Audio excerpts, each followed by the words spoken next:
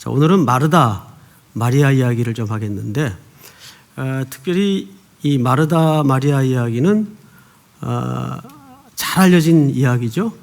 언젠가 한 2, 3년 전에 금요 영성 집회 때도 한번 이 본문을 다루었던 적이 있어요. 이 이야기는 굉장히 그 오묘한 내용들을 담고 있어서 진짜 말하고자 하는 의도가 뭔지 독자의 입장에서 눈치채기가 쉽지 않아요. 그래서 크리소스톰, 또 어거스틴, 칼빈, 많은 학자들의 견해가 재미있게도 다 달라요. 다 달라요. 그래서 우리는 그 중에 하나를 채택할 수밖에 없는데, 누군가의 해석을 의지하는 것도 중요하지만 우리는 그 누군가의 해석을 듣기 전에 성경의 저자는 어느 우리에게 뭘 드러내고 싶은가를 같이 찾아보도록 하겠습니다. 요한복음 11장을 좀 띄워줄까요? 같이 한번 읽겠습니다. 시작. 예수께 본래 마리아와 그 동생 나사로를 사랑하시더니. 이 가정은 요한복음 11장에 보니까 그 동생과 마르다와 그 동생과 나사로를 어떻게 하셨다고 되어 있죠? 사랑하셨다고 되어 있어요. 그런 걸로 보아서 오늘 이 이야기는 예수님의 어떤 편애적 관점에서 설치된 스토리는 아닙니다. 분명 예수님은 이 삼남매를 유독 사랑했고 다 똑같이 사랑했어요. 자, 그러면 오늘 이제 내용으로 들어가서 이 가정에 예수님이 길을 가다가 신방을 하게 됩니다. 우리 목회자들에게 이 신방은 참 중요하고, 또 우리 성도들에게도 이 신방은 굉장히 중요해요.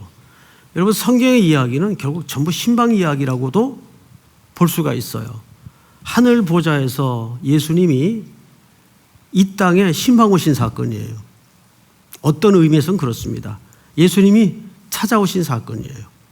그래서 우리 목회자들 기준에서 신방은 목회의 보병 같은 굉장히 중요한 기능을 가지고 있습니다. 뭐 공중전, 전자전 아무리 하늘에서 붙어봐야, 또 바다에서 아무리 붙어봐야 육군의 군합발이 찍혀야 땅은 점령이 됩니다. 그만큼 신방은 목회의 가장 기초예요. 기본이에요. 그래서 목회자들이 신방을 안 한다는 것은 예수님보다 더 고급지게 목회하겠다는 얘기밖에 안 돼요. 항상 예수님은 현장에 있었고 눈물이 있는 곳을 찾았고 슬픔과 고통이 있는 곳을 찾아가셨어요. 제가 잊을 수 없는 몇 가지 신방 사건이 있는데, 뭐 사건이랄 것까지는 없고, 요 신림동에 참 과거에는, 지금은 조금 나아졌지만 과거에는 굉장히 좀 달동네 비슷하게 험한 데가 많았습니다. 거기 이제 일반 교회는 대신방이라는 게 있어요. 그리고 일반 신방이 있고, 일반 신방은 평상시에 하는 거고, 대신방은 봄, 가을로 나누어서 전 교인을 담임 목사님이 쫙 신방을 하는 거예요. 뭐 저희 교회 같은 경우에는 이제 물리적으로 그게 불가능하죠. 또 진장님들이 따로 계시니까.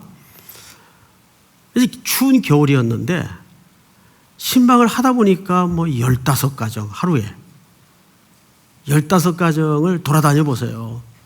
그래서 택시 기사분 다음으로 골목을 잘 아는 목사들이 많아요. 아주 서울 지리를 잘 압니다. 마지막 집에 그 신림동 산꼭대기에 어느 권사님 댁에 신방을 가게 됐는데, 거기도 하루 종일 기다리느라고 얼마나 지쳐 있었겠어요. 그래서 추운데 뭐 그때는 승용차고 안 가지고 다닐 때니까 전부 걸어서 또 버스 타고 이러고 다녀야 되던 때인데, 이제 마지막 집으로 이제 그 판사집을 들어갔는데 방이 옹색하죠. 조그맣죠.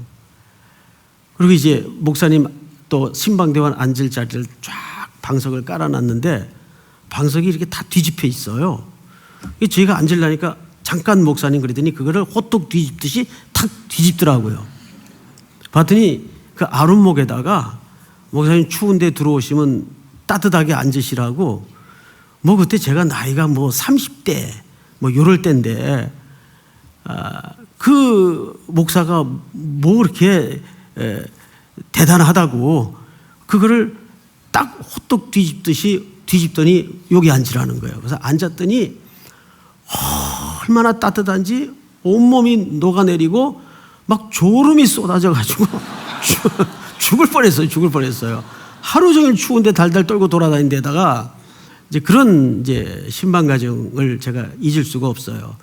그러니까 한국교회 성도님들이 이 목회자에 대한 이 태도는 세계 어느 성도들 중에도 그런 극진함을 찾아볼 수가 없어요. 정말 우리 한국교회 성도님들은 이 담임 목사를 성부, 성자, 성령 담임 목사로 알고 있잖아요. 네? 지나칠 정도로 이제 그게 많은 또 부작용을 사실은 낳았죠. 순수한 마음에서 그러는 거를 또 받는 입장에서도 잘 받아야 되는데 그걸 좀 왜곡시켜서 받는다든지 또 비틀려진 관계를 형성한다든지 이런 아주 불편부당한 일들이 많이 그 이면에 또 발생하곤 합니다. 어느 집사님은 보통 일반 교회에서 이제 저희 교회도 그 영시 예배, 송구 영신 예배를 드리잖아요. 송구 영신 예배가 끝나면 보통 1시간 정도 시간이 걸립니다. 그러면 땡 쳐가지고 12시에서 시작하면 1시에 끝나요. 그럼 밖에 버스가 대기해 있습니다.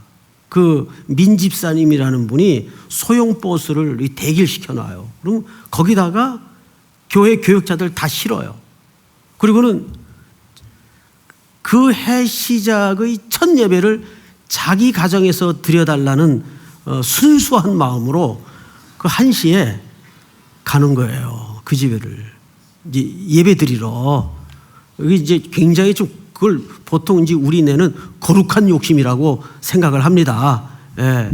그래서 가면은 이제 예배가 마쳐지잖아요. 담임 목사님 이제 인도하에.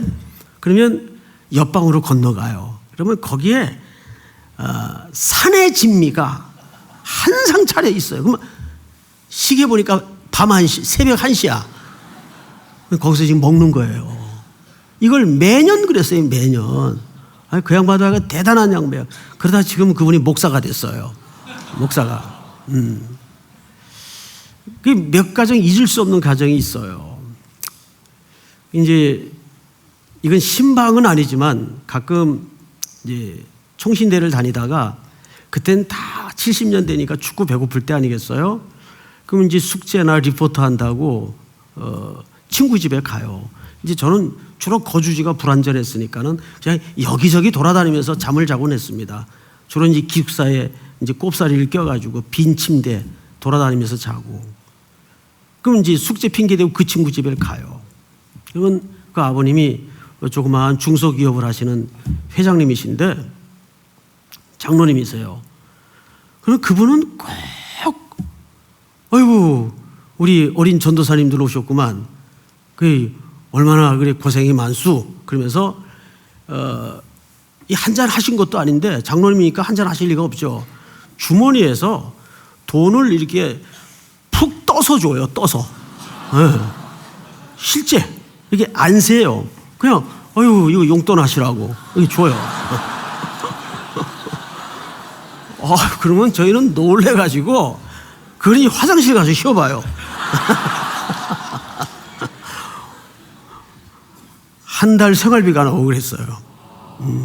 자주 갔어요. 그래서 자주 그렇게 이제 보통 목사님들이나 또 주의 종들을 한국교회 성도님들은 정말 순수하게 극진히 섬기는 전통이 있어요. 저는 그게 나쁘다고 보진 않아요. 그게 아름다운 거죠. 근데 아마 이제 마리아도 그런 선상에서 예수님을 아주 극진히 대접하고 싶은 마음이 있었던 것 같아요. 그래서 이제 마르다는 부엌에서 호두닥거리면서 이제 분주하게 일을 하는데 그때 동생 마리아는 예수님의 발치에 앉아서 예수님의 말씀을 듣고 있었단 말이에요. 이제 문제는 여기서 벌어진 겁니다. 이 사건이 무슨 의미를 드러내는가를 포착하는 게 굉장히 중요해요. 자, 성경 본문을 쫓아가면서 한번 볼까요? 38절. 오늘 본문 첫 절인데 38절 우리 한번 같이 읽어볼까요? 시작. 그들이 길 갈 때에 예수께서 한 마을에 들어가심에 마르다라 이름하는 한 여자가 자기 집으로 영접하더라. 그들이 길 갈 때에, 자 잠깐 앞을 보십시다. 성경에서 길이라는 것은 인생이 사는 방식을 얘기합니다. 인생길을 얘기하는 거예요. 우리는 지금 사실상 순례자로 먼 영원한 도성을 향하여 길을 걷고 있는 인생들이죠. 그럼 우린 지금 길 노중에 있단 말이에요. 예수님도 아마 지금 길 노중에 있었던 것 같아요. 그러다가 이제 한 마을에 들어가서 이 평소에 교제를 깊게 하고 특별히 사랑했던 남매의 집에 들어가셨던 것 같습니다. 근데 유심히 보시면 혼자 들어가신 게 아니에요. 누구랑 같이 들어갔어요? 제자들하고. 자, 성경을 잘 보십시다. 39절을 보시면 그에게 마리아라 하는 동생이 있어 주의 발치에 앉아 그의 말씀을 듣더니 이렇게 돼 있어요. 그리고 38절에 보시면 그들이 길 갈 때 예수께서 한 마을에 들어가심에 마르다라 이름하는 한 여자가 자기 집으로 영접하더라. 자, 여러분, 성경 기자들이 마르다라는 이름에 대해서 많이 이제 암시를 주지 않고 있는데 이것은 어떤 의미에서 이런 뜻입니다. 마님 같은 그런 칭호예요. 마님 이런 칭호입니다. 자, 근데 문제는 이상한 게 하나 눈에 띕니다. 뭐냐면 마리아가 예수님의 발치에 앉아서 말씀을 듣는다는 것은 그것도 아주 일부러 누가가 구체적으로 묘사를 했어요. 근데 이것은 이 당시 유대 랍비 전통에 어긋나는 그림입니다. 왜냐하면 유대 랍비들은 원래 여성들을 이 당시에 지도하지 않았어요. 이런 거 보면 예수님은 참 창조적 파괴자이면서 하시는 일마다 이 시대 기준에 놓고 볼 때 혁명적인 일을 많이 하셨어요. 예를 들어서 안식일 날 의도적으로 그들의 문자적으로 작구를 붙들고 있던 그런 계명들을 깬다든지. 그러니까 예수님이 하시는 일들은 그 시대 기준과 문화상으로 놓고 볼 때도 상상할 수 없는 혁명적인 일들을 많이 하셨어요. 그리고 예수님은 어디에서도 차별이라는 것을 염두에 두지 않았습니다. 그 당시 여성은 랍비들에게 말씀을 배울 수가 없었습니다. 그런데 마리아를 발 앞에 놓고 말씀을 지금 가르치고 있는 중이에요.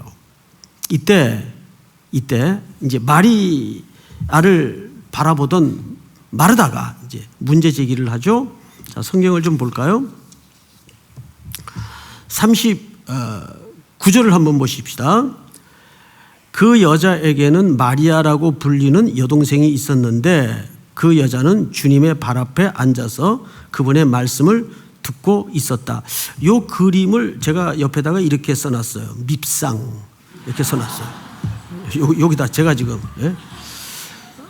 여러분 우리의 그 보통 시선에서 볼 때 이럴 때는 마리아가 이러면 안 되잖아요. 예?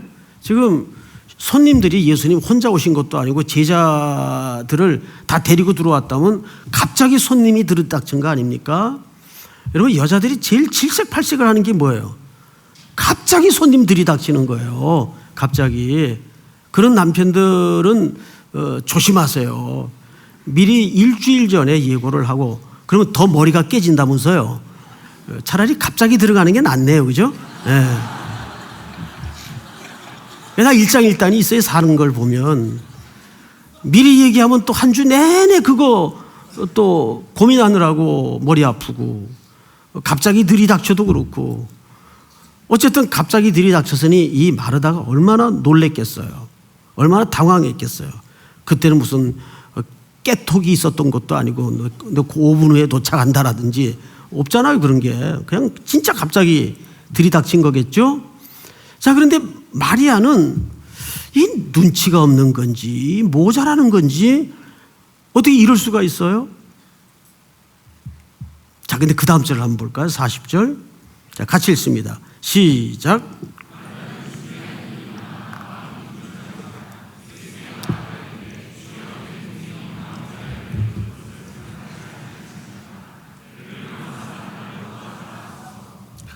여기서 한 가지 이상한 게 뭐예요? 아니, 이 정도 자기의 심성을 드러내서 말할 것 같으면 지가 직접 얘기하지. 마리아한테. 그런 생각 안 들어요?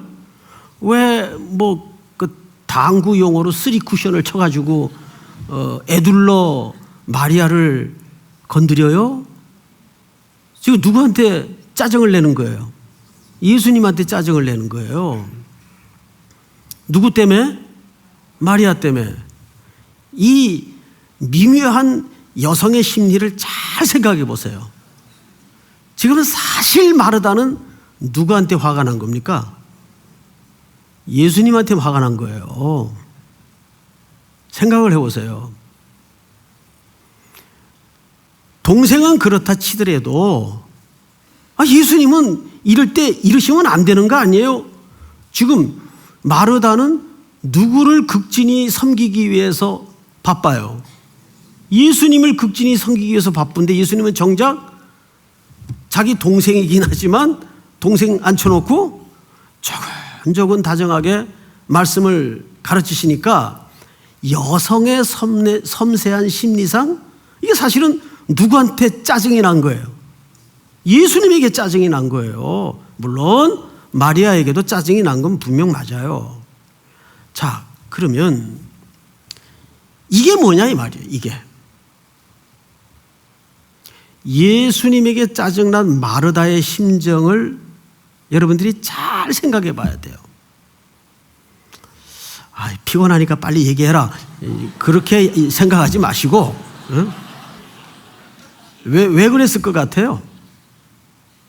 이 결론을 좀 유보해 두십시다. 성경을 좀 읽어보시면 이제 분석을 좀 해드리겠습니다. 마르다는 여러 가지 접대하는 일로 뭐 했다고 되어 있죠? 분주한지라. 이 분주하다는 페리스파우라는 말은 이런 뜻입니다. 질질 끌려가는 삶의 태도를 얘기합니다. 질질 끌려가는. 그러니까 삶의 모든 질서가 이게 떠밀려가는 삶이다 그 말이에요. 어쩌면 우리네 삶의 패턴과 너무 똑같아요. 사람이 어느 정도 바빠야지 자기가 일도 핸들링하고 시간도 핸들링할 수 있지, 너무 바쁘다 보면 그 스케줄과 시간에 떠밀려서 다니게 돼 있어요. 이게 뭐예요? 질질 끌려가는 삶의 태도를 얘기합니다.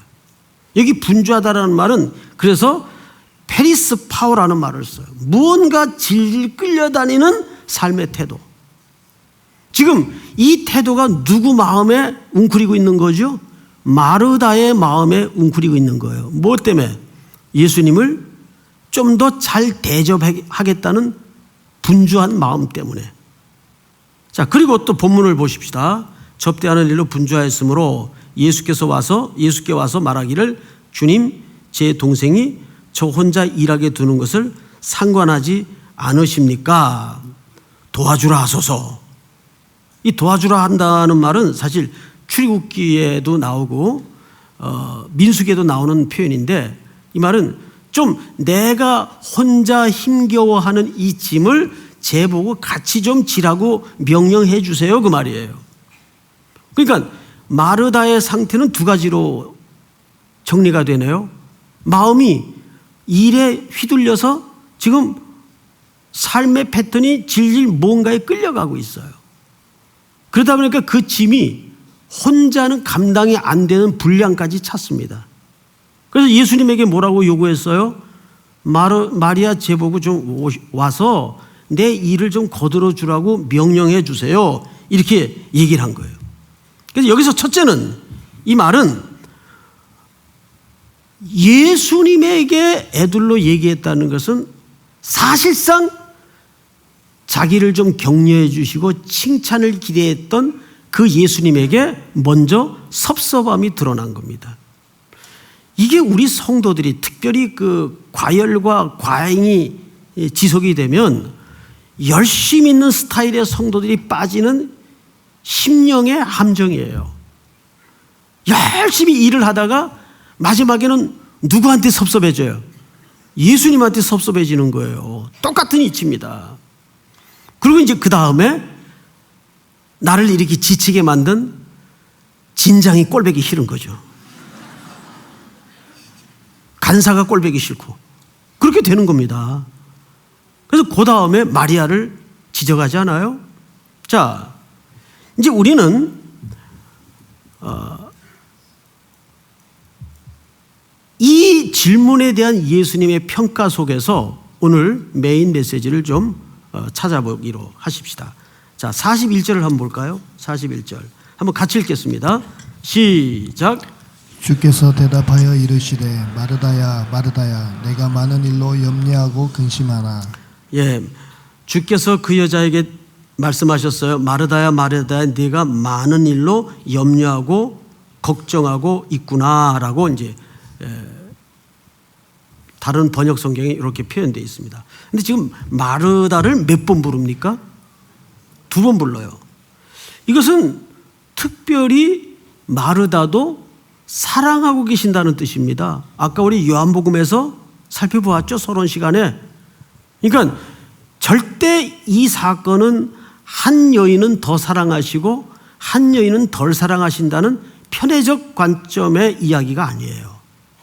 예수님은 마르다도 여전히 마리아처럼 똑같이 사랑하셨습니다. 자, 그런데 문제는 이제 마르다의 수고와 일을 여기에서 예수님이 그럼 무시한 걸까? 어떻게 생각하세요? 여러분, 만약에 우리 삼일교회 안에 마리아과만 가득 앉았다면 시장은 누가 보고 밥은 누가 해요? 에? 장로님들이 다 하실 거예요, 혼자서? 여러분, 교회에서는 마리아도 있어야 되지만 마르다가 없으면 교회 망해요. 그래도 한국교회가 이 정도라도 왔던 것은 수많은 무술이과, 마르다과가 있었기 때문에 그 엄청난 헌신이 쌓여서 여기까지 온 거라고요. 이것은 교회 주님 섬기는 일이 그래서 무의미하다는 말이 절대 아닙니다. 주방의 일, 그거 아무나 할 수 있는 일입니까?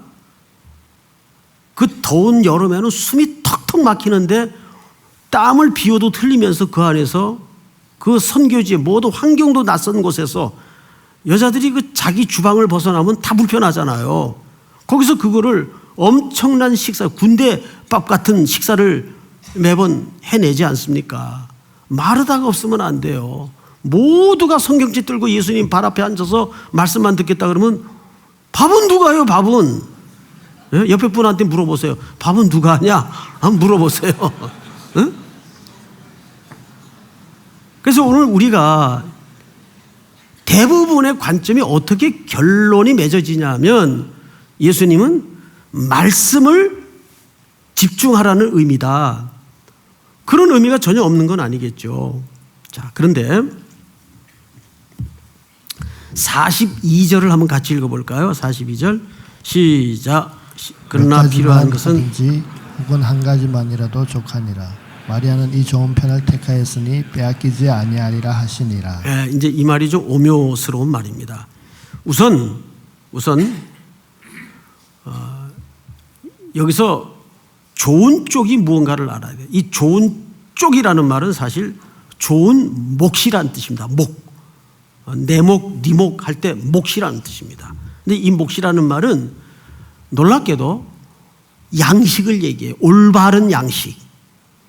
그러니까 마리아가 좋은 쪽을 택했다는 것은 무엇을 택했다는 말이 됩니까? 올바른 양식을 택했다는 말이 됩니다. 여러분, 시편 한번 띄워주실까요? 시편 57절서부터 좀 교독을 하죠. 여호와는 나의 분깃이시니 나는 주의 말씀을 지키리이다 하였나이다. 내가 전심으로 시작. 내가 전심으로 주께 간구하였사오니 주의 말씀대로 내게 은혜를 베푸소서. 내가 내 행위를 생각하고 주의 증거들을 향하여 내 발길을 돌이켜 싸우며 주의 계명들을 지키기에 신속히 하고 지체하지 아니하였나이다.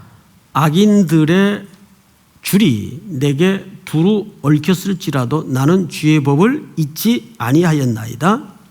내가 주의 의로운 규례들로 말미암아 밤중에 일어나 주께 감사하리이다. 나는 주를 경외하는 모든 자들과 주의 법도를 지키는 자들의 친구라. 다 같이 시작. 여호와여 주의 인자하심이 땅에 충만하여 싸우니 주의 율례들로 나를 가르치소서. 이것은 시편 119편 가장 긴 장에 하나님의 율례를 강조한 내용이죠. 그런데 이것을 한마디로 정리한 글이 하나 있어요. 신명기 8장을 한번 띄워주세요. 신명기 8장 3절 시작. 너를 낮추시며 너를 줄이게 하시며 또 너도 알지 못하며 내 조상들도 알지 못하던 만나를 내게 먹이신 것은 사람이 떡으로만 사는 것이 아니요 여호와의 입에서 나오는 모든 말씀으로 사는 줄을 내게 알게 하려 하심이니라. 여러분, 예수님의 설교나 삶의 방식 또 인용구를 읽어보면 예수님은 철저히 신명기적 사관을 갖고 있습니다. 예수님의 모든 사고와 가치 판단 기준의 근저에는 특별히 모세 오경에 대한 귀한 말씀이 담겨 있어요. 예수님이 지금 이 마르다와 마리아의 이야기를 통해서 사실 드러내고자 하는 것은 바로 신명기 8장의 이야기입니다. 이 부분을 제가 조금 더 자세히 해석을 해드리겠어요. 이 신명기라는 책은 신자는 자주 말씀을 드린 것처럼 제신자예요. 하나님의 명령을 다시 기록한 책이다 그 말이죠. 그들이 출애굽 40년의 여정을 이 신명기 책에다가 다시 담았습니다. 매우 중요하고 강조해야 될 엑기스만 다시 담은 책이에요. 했던 말을 다시 담았다는 것은 무슨 뜻이 되냐 하면 중요하다는 말이 됩니다. 그래서 엑기스를 줄여서 다시 담아낸 글이에요. 자, 40년 동안 이스라엘 백성들이 깨달은 게 뭐냐 하면 한 가지입니다. 그들은 그 아무것도 없는 살벌한 벌판을 200만 인구가 지나면서 늘 모세와 하나님을 향해 이렇게 투덜거렸어요. 빵만 있으면 될 텐데, 옷만 해결하면 될 텐데, 신발만 있으면 될 텐데, 거할 곳만 있으면 될 텐데, 그러면 우리가 하나님을 정말 폼나게 섬길 텐데. 그래서 하나님이 감동을 해가지고 의복이 부르지 않도록, 헤어지지 않도록, 발이 부르지 않도록, 그리고 먹을 것은 매일 주셨어요. 고기 먹다 그러면 이 사이에 고기가 끼도록 주셨어요. 하늘에서 메추라기를 날려가지고. 그것은 하나님이 감동해서 주신 사건이 아니라, 그래? 의식주만 해결되면 나를 잘 섬긴다고 아직도 너희가 너희 수준을 잘 모르는구나. 확인시켜 줄게. 해서 하나님이 허락하신 게 광야의 기적들이에요.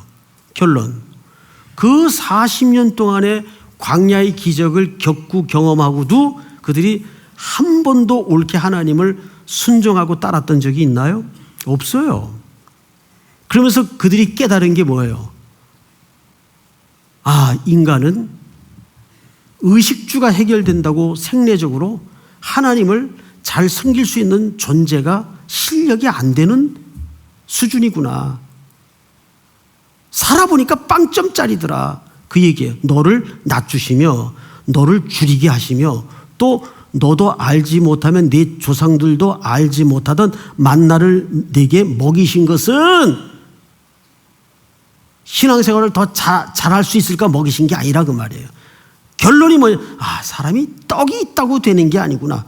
떡으로만 사는 것이 아니요 여호와의 입에서 나오는 뭐로 산다고요? 말씀으로 사는 것이니라. 이 본문을 신약에서 누가 최초로 인용하십니까? 예수님이. 광야의 시험 속에 이 본문은 예수님이 꺼내던 본문이었어요. 인용하신 본문이었어요. 그러니까 예수님이 이 마르다와 마리아의 사건을 통해서도 드러내고 싶었던 진짜 메시지는 뭐냐면 일하는 게 무의미하거나 중요하지 않다는 말이 아니에요. 중요한데 그 일의 원리와 기초가 어디서부터 출발돼야 된다는 얘기입니까? 그렇죠. 하나님의 말씀에서부터 출발해야 된다는 얘기예요. 그래서 좋은 쪽이라는 말은 양식을 얘기하는 거예요. 그러면 그 양식은 뭐겠어요? 예수님은 떡을 통해서 뭘 유비하셨죠? 하늘의 양식을 유비하신 거 아니에요. 마찬가지 이야기입니다. 정말 예수님을 극진히 대접하는 것은 그분의 말씀을 듣고 순종하는 일이에요. 그러니까 이것은 여러분 어느 양쪽의 선택의 문제입니까? 우선순위의 문제입니까? 그렇죠. 선택의 문제가 아니라, 그러니까 일하는 거는 부질없는 짓이고 하나님 말씀만 중요하다, 이런 균형 깨진 소리를 해서는 안 돼요. 그런 의미가 아니라 우선순위의 이야기를 하는 겁니다.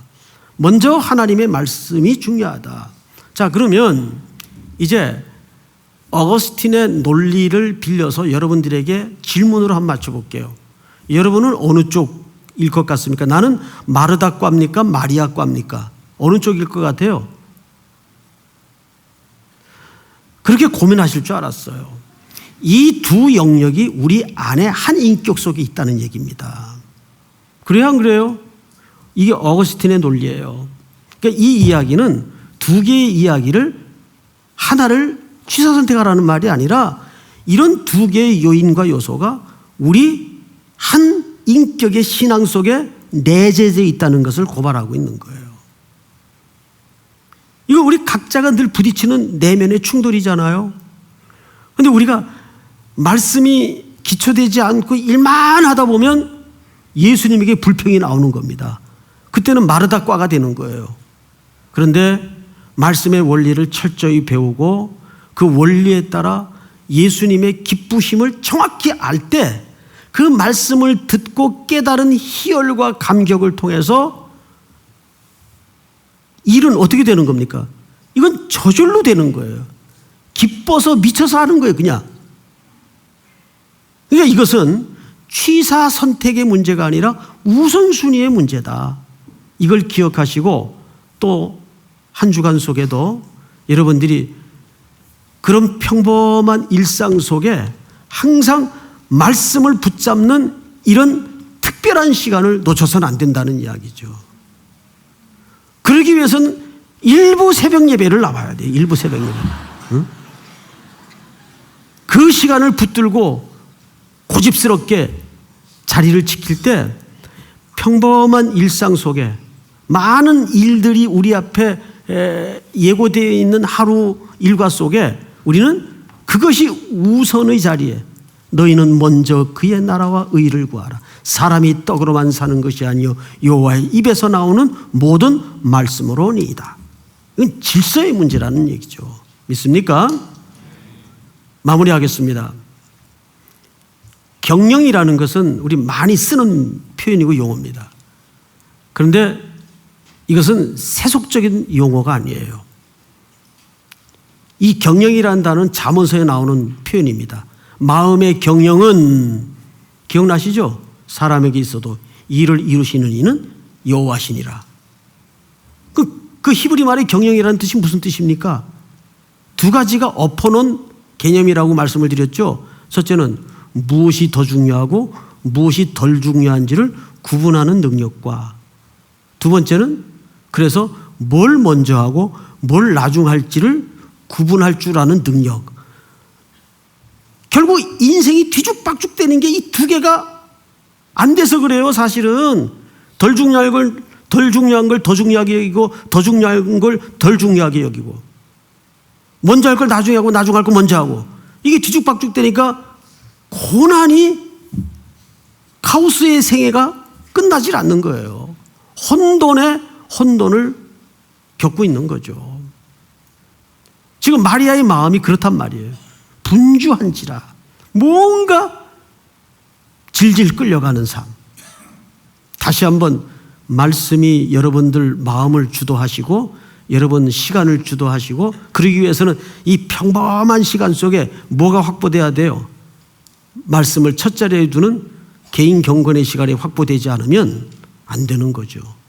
오늘도 이 말씀 붙잡고 또 한 주를 승리해내는 여러분들이 될 수 있기를 축복합니다. 우리 다 일어나십시다. 나의 영혼이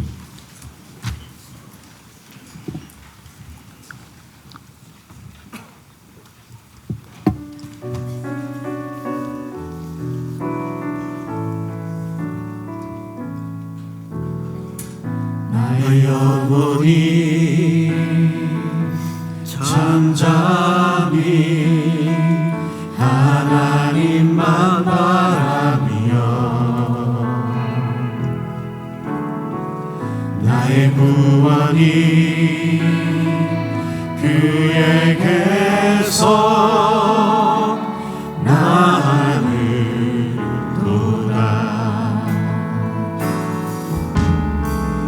나의 영혼아 잠잠히 하나님만 바라라. 나의 소망이 저에게서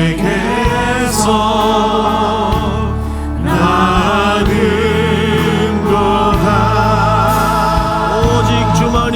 오직 주만이 나의 반석, 나의 구원이시니.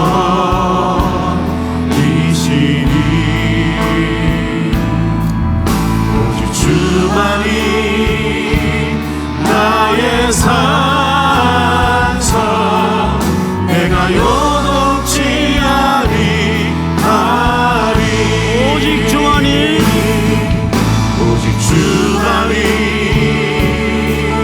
나의 반석,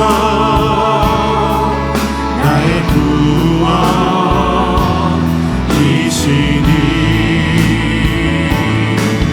오직 주만이 나의 산성, 내가 요동치 아니하리.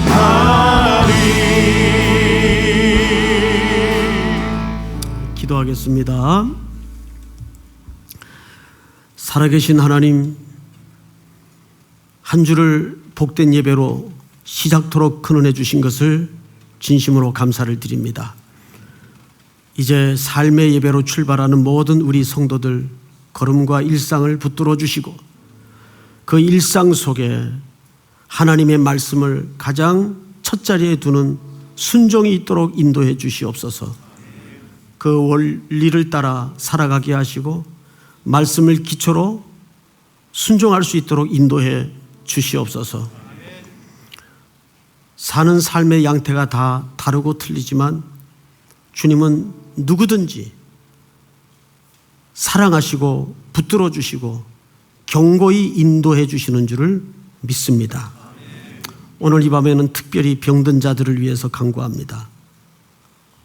능력의 손을 얹으시사 깨끗게 하시고 취업의 고통으로 신음하는 우리 젊은이들 땀 흘려 일할 수 있는 일터를 주시고 특별히 아름다운 배우자를 위해서 기도하는 모든 젊은이들이 먼저 아름다운 배우자로 잘 준비되게 하시며 아름다운 가정을 이룰 수 있도록 인도하여 주시옵소서.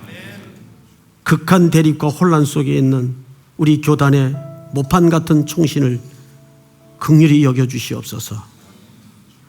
하나님이 불쌍히 여겨주시옵소서. 학생들이 이제는 평안한 마음으로 본업에 돌아갈 수 있는 길을 열어주시고 정치꾼들, 특별히 사리사욕에 붙들려 있는 분들에게 하나님의 긍휼하심이 임하여 그들의 영안의 눈이 밝히 떠져 하나님의 두려움과 살아계심을 목독케 하여 주시옵소서. 주님, 우리 성도들이 한 주간 동안 무슨 사람을 만나든지 어떤 일을 만나든지 두려워하지 말고 담대하게 하나님의 말씀을 좇아 죽음은 죽으리라 일사각오로 순복하는 은혜를 허락해 주시옵소서. 지금은 우리 구주 예수 그리스도의 은혜와 하나님 우리 아버지의 사랑과 성령님의 교통하심이 머리 숙여 경배를 드리는 귀한 우리 3일의 성도들, 해외, 군에 멀리 출타해 있는 가족들, 복중의 생명까지 영원토록 함께 있을지어다. 아멘.